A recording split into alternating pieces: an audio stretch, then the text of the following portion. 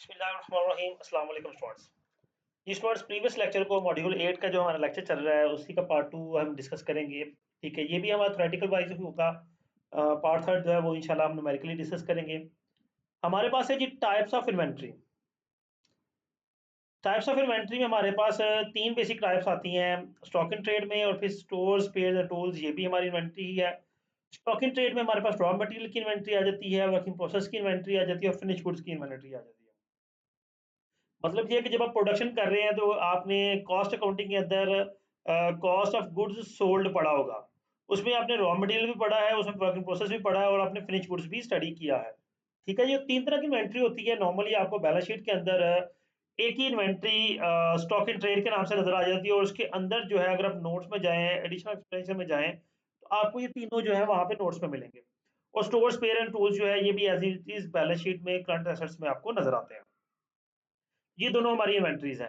Next आएंगे centralise view of stock, cost control, avoid stock outs, planning, forecasting. ये कुछ काम हम करते हैं, लेकिन उनको हम डिटेल में आते हैं तो फिर उन पर बात करते हैं। सबसे पहले आ गया इन्वेंट्री मैनेजमेंट का पार्ट 2 हम डिस्कस करेंगे। मॉड्यूल नंबर हमारा 57 है। अब देखिए जी, percentage of dollars, ABC analysis, percentage of items, ये क्या चल रहा है जी। जी टर्म आ गई सेफ्टी स्टॉक की। हम जब इन्वेंट्री मैनेज कर रहे हैं, बात हम करें इन्वेंट्री मैनेजमेंट की, तो इसमें एक टर्म आ गई सेफ्टी स्टॉक। सेफ्टी स्टॉक क्या होता है कि minimum stock to place the order. वो मिनिमम स्टॉक जिस पे मैंडेटरी हो जाता है कि हमें ऑर्डर प्लेस करना ही करना है, अदरवाइज हमारी प्रोडक्शन रुक जाएगी, हमारी वर्किंग रुक जाएगी। हम देखें ना, सेफ्टी स्टॉक का मतलब यही रॉ मटेरियल के लिए इंप्लीमेंट हो रहा है, और जो ट्रेडिंग करते हैं उनके लिए उनके स्टॉक में इंप्लीमेंट हो रहा है। जैसा एक सुपर स्टोर है, एक डिपार्टमेंटल स्टोर है, वहां पे रूटीन वाइज एक वीक में किसी प्रोडक्ट के, आप बेसिकली साबुन की बात कर लें, कैप्री साबुन की बात कर लेते हैं, कि एक वीक में अप्रोक्सीमेटली उनके 100 पीसेस साबुन के सेल होते हैं। तो वो, और सप्लाई आने में 24 आवर्स लगते हैं। अगर वो आज ऑर्डर प्लेस करें तो अगले दिन सप्लाई आएगी, या एक वीक के बाद सप्लाई आती है जी, हर वीक सप्लाई आती है, एक दिन पहले बुकिंग होती है, अगले दिन सप्लाई आ जाती है। तो हमें हर हाल में इतना स्टॉक मिनिमम 100 पीसेज रखने हैं। ये हमारा सेफ्टी स्टॉक है कि अगर हम एक वीक बाद जाके भी ऑर्डर प्लेस करें तो हमारे पास इतना स्टॉक मौजूद हो कि हमारा वीक इजीली गुजर जाए। This is safety stock.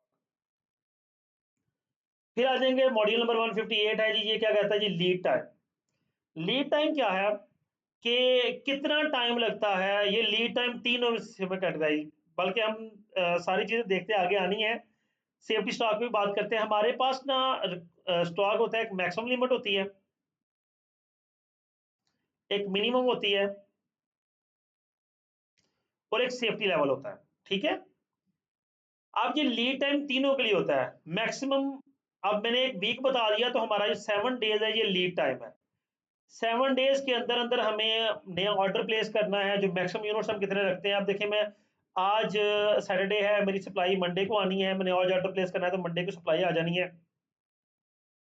इसका मतलब है कि मंडे के बाद नेक्स्ट मंडे सप्लाई आनी है, तो मुझे कम अज कम इतने 100 यूनिट्स तो कम अज कम चाहिए। लेकिन ये भी ना हो कि मैं 2000 यूनिट्स ऑर्डर कर दूं और अगले मुझे 6 महीने में ऑर्डर ना प्लेस करूँ, ऐसा भी नहीं करना। मुझे हर वीक ऑर्डर करना है, तो उसका मतलब है मैक्सिमम 120, 130 या 140 यूनिट्स या 150 यूनिट्स जो है मैं प्लेस करूंगा। या दूसरा मैं ये चीज देखूंगा कि कितने यूनिट्स में मैक्सिमम या मिनिमम ऑर्डर कर सकता हूँ कि मैं अपनी कॉस्ट को भी कंट्रोल करूँ। तो वो इंशाल्लाह आगे आएगा, इकोनॉमिक ऑर्डर क्वांटिटी का टर्म, तो वहां पे हम जाके देखेंगे कि कितना हमारे पास ड्यूरेशन है। लेकिन उसी हिसाब से हम लीड टाइम के मुताबिक चलते हैं कि हमें मैक्सिमम कितने यूनिट्स रखने हैं, तो वो हमें इकोनॉमिक ऑर्डर क्वांटिटी बताती है। आगे चलेंगे इंशाल्लाह देखेंगे। लेकिन उससे हटके मैं बात कर रहा हूँ कि मिसाल लेते हैं, हर हफ्ते सप्लाई आ रही है, तो मैं यही कंसिडर करूंगा कि मुझे मिनिमम 100 यूनिट चाहिए, तो मैं तकरीबन 150 के राउंड बोट रखता हूँ। आज मेरे पास यूनिट्स पड़े हुए हैं 50, और ये 2 दिन में अप्रोक्सीमेटली 30 यूनिट सेल हो जाने हैं, 20 रह जाने हैं, तो मैं 130 यूनिट्स और ऑर्डर कर लेता हूँ, ताकि जब सप्लाई आए तो मेरे पास मैक्सिमम 150 यूनिट्स पड़े हुए हों। नेक्स्ट चलेंगे जी, economic order quantity. Economic order quantity में हमारे पास हमें उतने ऑर्डर प्लेस करने हैं कि इन दोनों को मिला के जो है मेरी कॉस्ट जो है वो मिनिमाइज हो सके।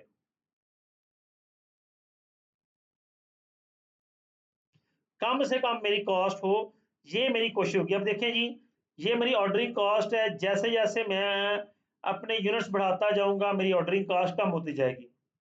ठीक है, देखिए ना, सिंपल सी बात है कि एक यूनिट मंगवाऊँ, 2 मंगवाऊँ, 3 मंगवाऊँ, मुझे सालाना जो है, हर वीक अगर मैं 100 यूनिट्स मंगवाता हूँ तो मुझे सालाना अप्रॉक्सिमेटली 5200 यूनिट्स चाहिए।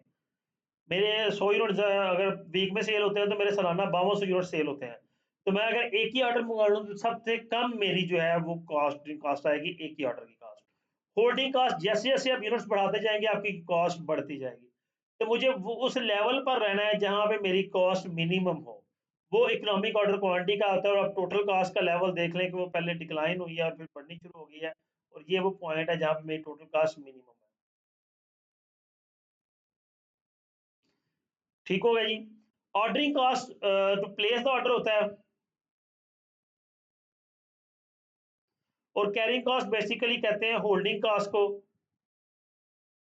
या स्टोरिंग कॉस्ट को। नेक्स्ट प्रोसीड करते हैं जी। इकोनॉमिक ऑर्डर क्वांटिटी का फार्मूला क्या हो गया? Under root 2 multiply by annual demand.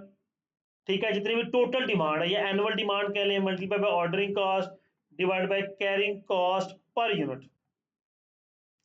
ये मेरा इकोनॉमिक ऑर्डर क्वांटिटी का फार्मूला होता है। अब फर्ज करते हैं ना, मेरी एनुअल रिक्वायरमेंट जो है मैं बता रहा था 5200 यूनिट्स है। मेरी जो ऑर्डरिंग कॉस्ट है वो 500 पर ऑर्डर है, और मेरी जो क्या नाम उसका कैरिंग कॉस्ट है वो 2 पर यूनिट है। मैंने एक मिसाल ली है। तो मैं अगर इकोनॉमिक ऑर्डर क्वांटिटी फाइंड करूंगा तो मेरे पास अगर 2 multiply 5200 multiply by 500 divide by 2, और ये आ जाएगा। इसको 2 नहीं बल्कि थोड़ा सा बढ़ा लेते हैं, 20 कर लेते हैं। ओके जी, ये कटिंग थोड़ी सी कर लेते हैं और थोड़े से इसको कट करते हैं। ये हमारे पास आ जाएगा 0 इससे कट गया, 2 इससे कट गया, और 5200 को 50 से मल्टीप्लाई करेंगे तो ये मेरा ख्याल आ जाएगा 26,000। 26,000 का अंडर लेंगे तो अप्रोक्सीमेटेड आंसर जो है वो क्या आ सकता है? चलिए कैलकुलेटर निकाल के देख लेते हैं।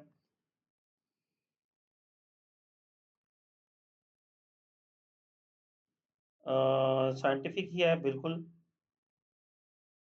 26,000, और ये आ गया अंडर रूट जी 161 यूनिट्स मुझे एक ऑर्डर में प्लेस करने हैं, ताकि मेरी जो एनुअल इकोनॉमिक ऑर्डर क्वांटिटी जो ओवरऑल मेरी कॉस्ट है वो मिनिमाइज हो सके।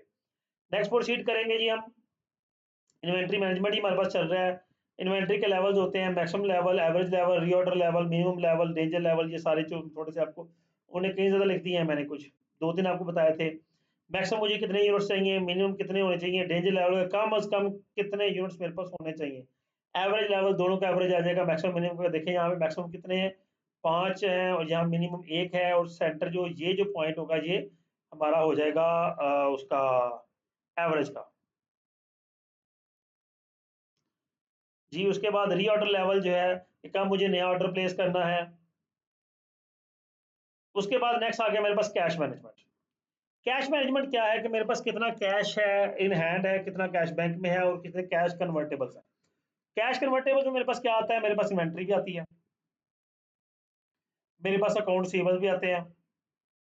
ठीक है, मेरे पास शॉर्ट टर्म इन्वेस्टमेंट जो है,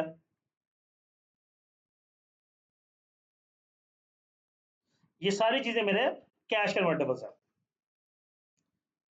वाई वी नीड कैश? हमें कैश की जरूरत क्यों है?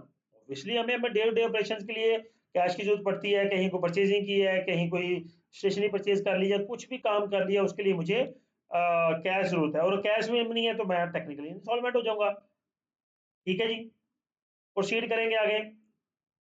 हमारे पास motives of holding cash, cash के होल्ड करने के मोटिव एक ट्रांजैक्शनल है, स्पेकुलेटिव है, और प्रिकॉशनरी है। तीनों देखते हैं, अगर हमें आगे उसने एक्सप्लेन किया हुआ तो ठीक है, नहीं एक्सप्लेन किया हुआ तो हम इन मोड्स को जाके गूगल भाईजान की मदद ले लेते हैं। ठीक है, कि वो हमें कुछ ना कुछ हेल्प कर देंगे। गूगल जी आ गया हमारे पास जी। क्या कहता है जी? Motives of holding cash.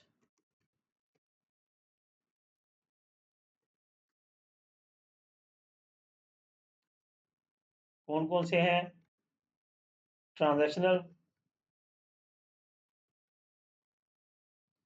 उसके बाद स्पेकुलेटिव, और उसके बाद precautionary.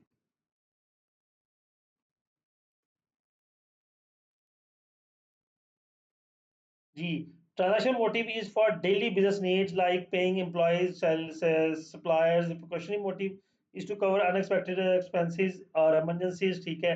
Speculative motive is like ready advantage of investment opportunities when they arise. Okay.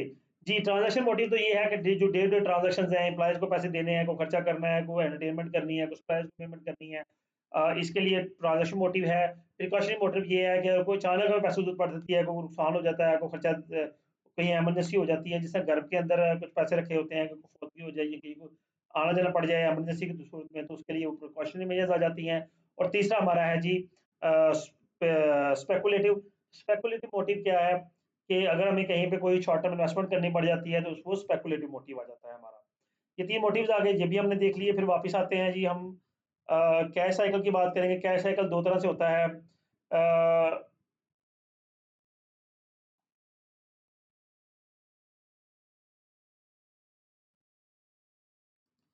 Cash cycle का फार्मूला कोई नहीं है, मेरे ख्याल ये फार्मूला लिखा हुआ है। Days of sales outstanding plus days of inventory outstanding minus days of payables outstanding. Okay, cash conversion cycle होता है जी, जो जो हमारे अकाउंट सेबल डेज हैं, अकाउंट सेबल्स इन डेज, यानी कि कितने दिनों में हम उनसे पेमेंट वापस ले लेते हैं, कितने दिनों में inventory conversion conversion in days, कि कितने दिनों में हमारी इन्वेंट्री कन्वर्ट हो जाती है, इन दोनों को हम करेंगे प्लस।